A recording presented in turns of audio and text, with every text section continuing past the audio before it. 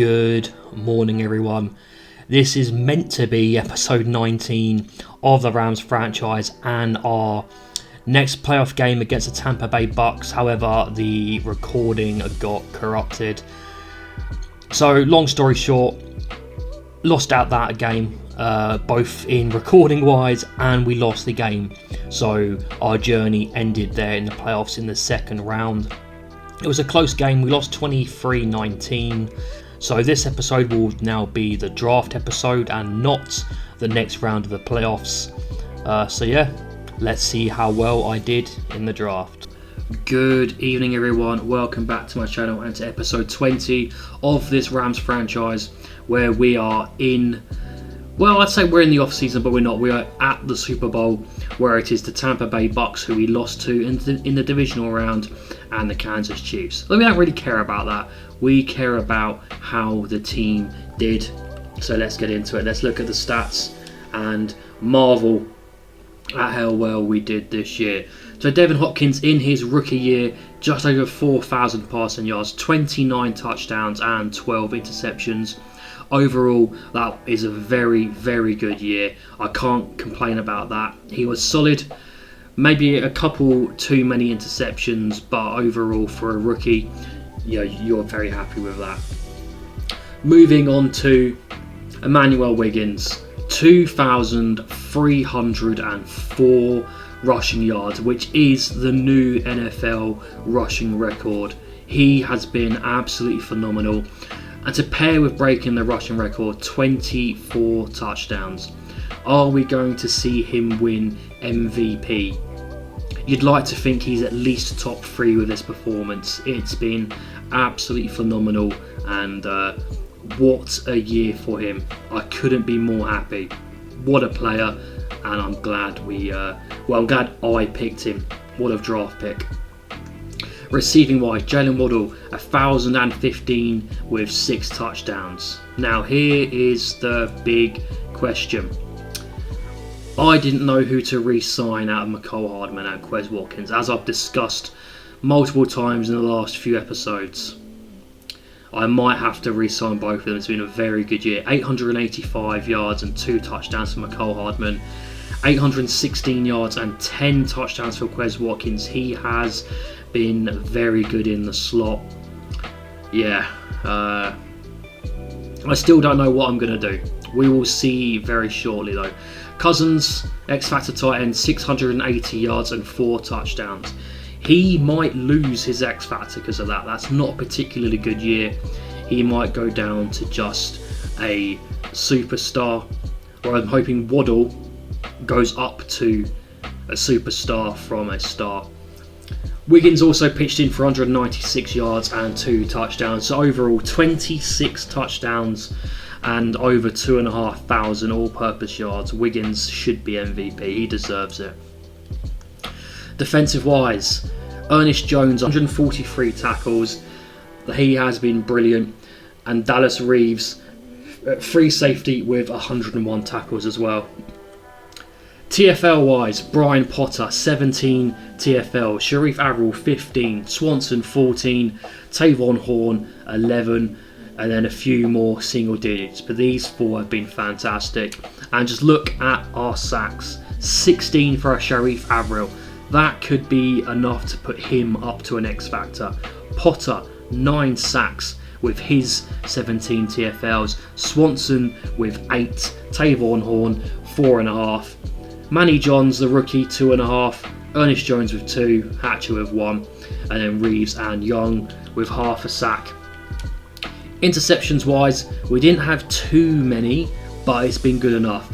Jones with 2, Campbell with 2, Fuller with 2, and then Swanson, Reeves, Barker and Porter with 1 each. But overall, a fantastic performance from our offensive players.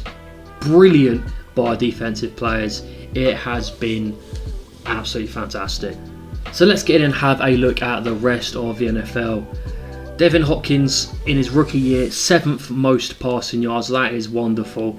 He should be Offensive Rookie of the Year and up to a superstar quarterback.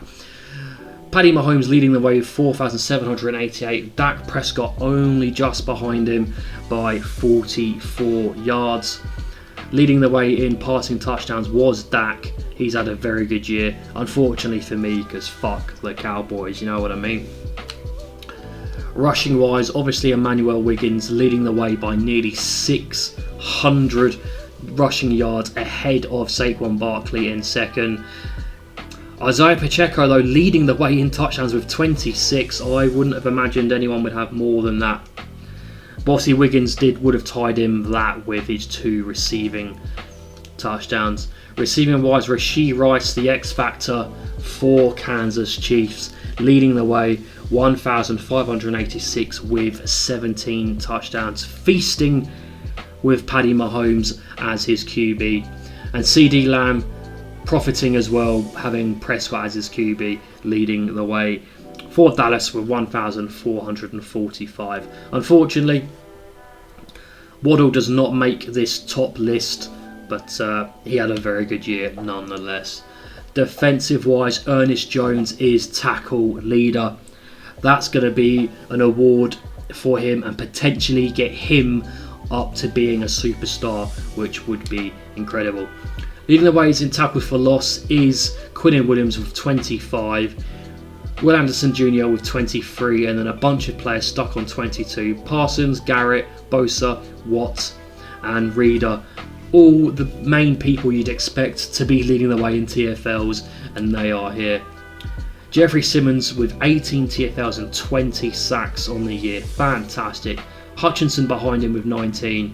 Then Parsons, Aaron Donald still going strong. Derek Brown, TJ Watt, Crosby, Jones and Allen. Brilliant. And leading the way in interceptions, Marlon Humphrey with 9 picks, showing why he's one of the best in the league. Right, let's get into the awards. In the MVP race, Dak Prescott won it, Jalen Hurts second, and Paddy was third. Emmanuel Wiggins, despite breaking the NFL rushing record and putting up a bunch of touchdowns, he only comes 7th. I think that is ridiculous. This MVP award should just be named the Best Quarterback Award, because that's all who win it. If anyone deserved it this year, it was Emmanuel Wiggins. Prescott didn't go over 5,000 passing yards. Yes, he had 40 passing touchdowns, but that is an undeserved victory if you ask me. Offensive Player of the Year does go to Emmanuel Wiggins. So why hasn't Dak Prescott won that? You know, if he's 4th in Offensive Player of the Year, but he wins MVP. It doesn't make any sense to me. Oh well, Wiggins wins Offensive Player of the Year. Defensive Player of the Year goes to Micah Parsons. You could have guessed that. He had a fantastic year. Now, when we go to Offensive Rookie of the Year, I'm hoping to see Devin Hopkins as the number 1. Nope, he comes 2nd. Ray Cumberland wins Offensive Rookie of the Year. And Defensive Rookie of the Year goes to Marcus Stanton of the Cowboys. Do we have anyone? We have Tavon Horn coming 6th. As for the rest of the awards, I don't believe we'll have many. Emmanuel Wiggins wins Best Running Back. He should be an X Factor. I'll be very surprised if he isn't. Best Receiver goes to Brandon Cooks. Best Offensive Lineman goes to Zach Martin. Did we have anyone here? No, we didn't. That is a shame. Best Offensive Lineman, Micah Parsons. Sharif Averill came 3rd. He had a fantastic year. I was hoping maybe he'd be up there, and he is, so I can't complain too much. Best linebacker, Rashawn Gary. We had Josh Swanson coming in 3rd. Best defensive back, I'd be surprised if we had anyone. Yeah, we didn't really have anyone ball out this year. And best kicker, I was expecting to see Jake Elliott a little bit higher, but he comes in 6th. So we have people who won some awards. Let's get in and upgrade players and see if we have any depth traits. So Emmanuel Wiggins, he should be an X Factor. And he is. That is beautiful. We'll continue to put it into receiving back.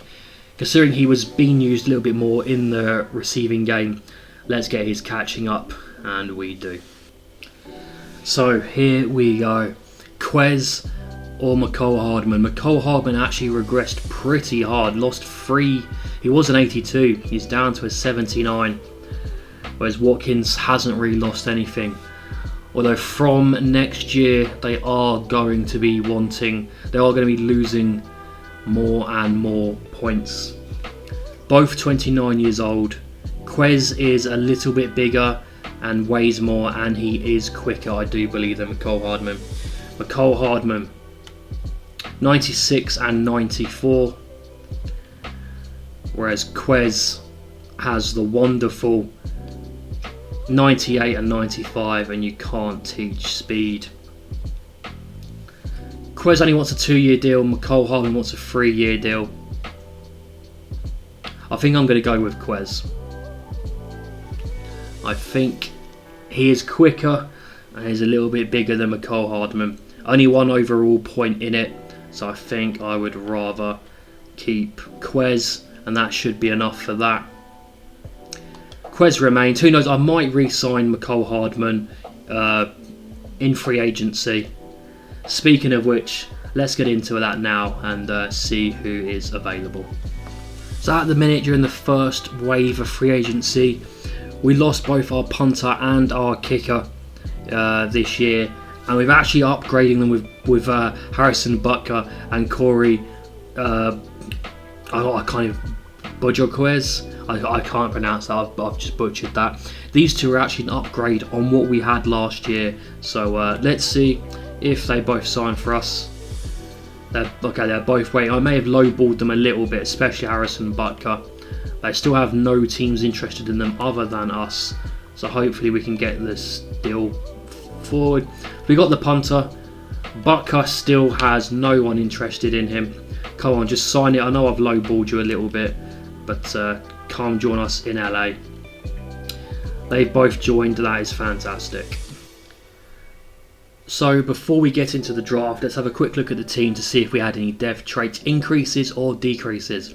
Cousins keeps his X Factor, which I'm surprised with, but definitely not complaining about.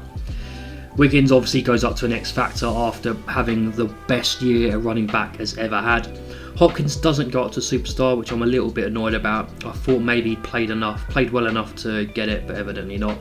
Waddle stays a star, and obviously we re-signed Quez Watkins and not Mecole Hardman.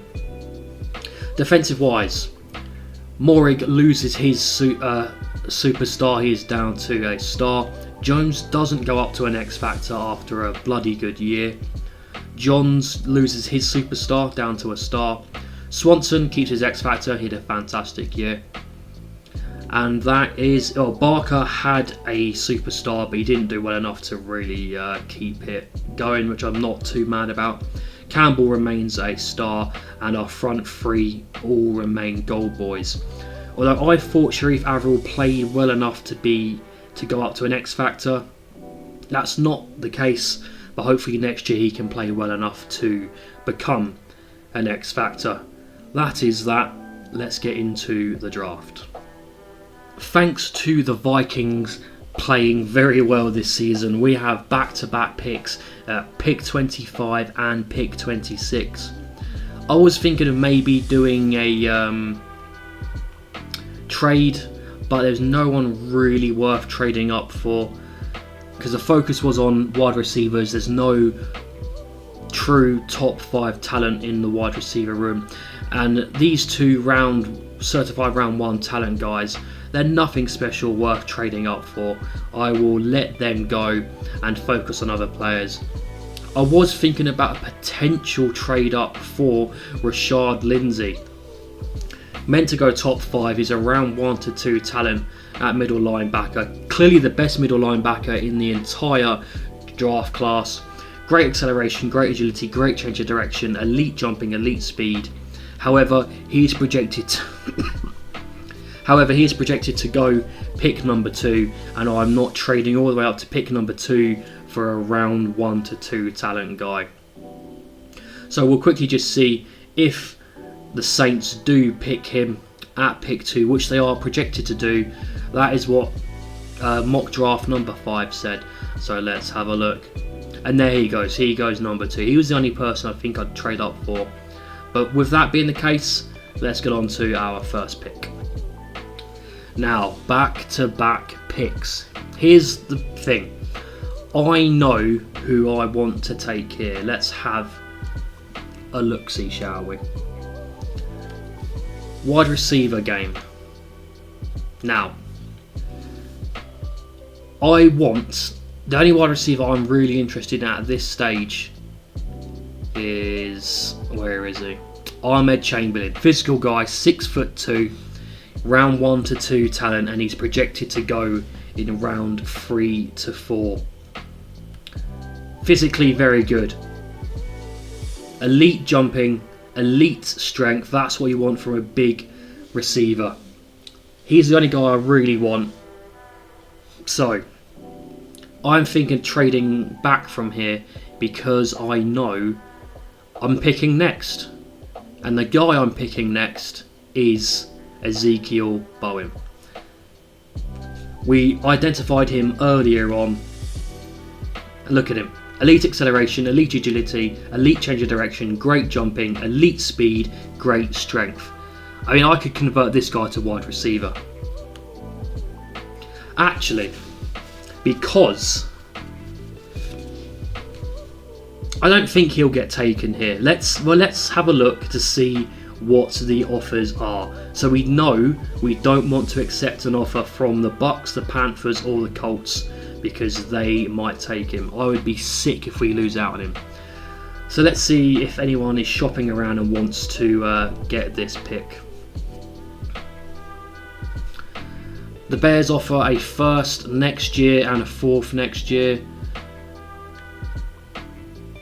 Bengals first and a fifth, first and a seventh, first, fifth and seventh from the Browns, first, third and sixth from the Bucks, 2 seconds, a first, second and a third from the Vikings, who obviously they don't have a first round pick this year, so they want their first round pick back. A first, second, a seventh and a seventh, first, second, sixth, seventh, sixth. There's a lot of interest for our pick, but nothing spectacular. Okay, tell you what I'm going to do. I am going to get this tight end first, and then we might trade pick 26. Let's just secure the guy we want. I don't want to lose out on him because I would be absolutely fuming if we lost out on Ezekiel Bowen. Let's get him in. He looks to be incredible. He does have the hidden. This guy could be special. Potentially the best player in the draft. There, I said it. 91 acceleration, 87 agility, 88 speed. We've got Cousins at tight end, so Ezekiel Bowen might just become a wide receiver. We will have to see. Now we have this next pick, which I now might consider trading away. Can I get a first and a second? That is good from the Bills. At the minute, they are in pole position. Getting a first back is nice. So the Vikes still want to be picking in this first round. I don't know whether I should just screw with them as a fellow NFC team. I might deal with that AFC team. The Bills get a first and a second next year, along with a fourth and a seventh. Yeah, I think I'm going to accept this and get another first round pick, because the rest of the people, I'm not interested in anyone else at the minute, so I will accept that. And we'll just see who the Bills pick with this selection. So they're now going to pick back to back. Who do they want to get? Derek Coleman at left tackle. Let's move on to our next pick. Again, thanks to the Vikings, we are picking back to back in the second round. Pick 25 and pick 26. So this might be another potential trade down spot if I can find someone that I like. I might just go ahead and get him now if he's still available. Ahmed Chamberlain is still here. Let's get the big boy, physical receiver, 21 years old, 6'2". Again, just very solid. This is exactly what you want from a physical receiver with the elite strength and elite jumping. Let's get him in. He has a hidden as well. Beautiful. I was going to trade away the second pick, however, I'm interested in taking Gabriel Goodson. Defensive tackle, he's a run stopper which fits our archetype. 44 bench reps. This guy has elite strength. He's 22 years old, 6'4", 358 pounds. If he's good enough, I might switch to a 4-3 defense, potentially. Even if he isn't good enough, then he can just sit behind Tavon Horn. But 45 bench reps is something I am very intrigued about. 99 strength, and he is hidden. Let's go. With our single pick in the 3rd round, I'm going to reach and get a guy who we know is good. Day 3 projection, but round 1 to 2 talent. Slot guy Harold Gatewood, 6 foot, 23 years old. It's a little bit old, but we know he's going to be good. So let's get in Harold Gatewood. Normal, that's fine, but we know his talent is going to be mid to low 70s. Honestly, there was no one else in the draft that interested me. The only 2 people I really wanted were day 3 middle linebackers, and both of them had been taken by this pick in the 4th round. So I imagine they must have been good to have been taken already. However, I do not want to pick anyone else. I've had a look through. No one interests me. I've got what I wanted from this draft. So hopefully I'm trading all these pictures for a next year 2nd from the Ravens, and hopefully they accept it, and they do. I did try a 1st for next year. They weren't having any of it, so I knew a 2nd would work though. Maybe they've got the bargain. I don't really care. I just wanted to get out. Let's have a look at the draft recap and see how well we did.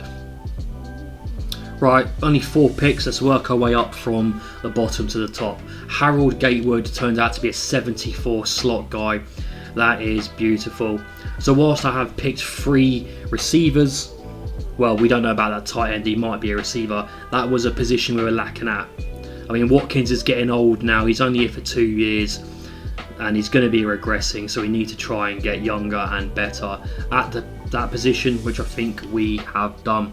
Goodson, the freak strength defensive tackle, comes out at a 75 hidden. I'm thinking about switching to a 4-3, even though we played really well on defense last year. Gabriel Goodson might be too good just to have sitting behind Tavon Horn. Chamberlain, the physical receiver, 73.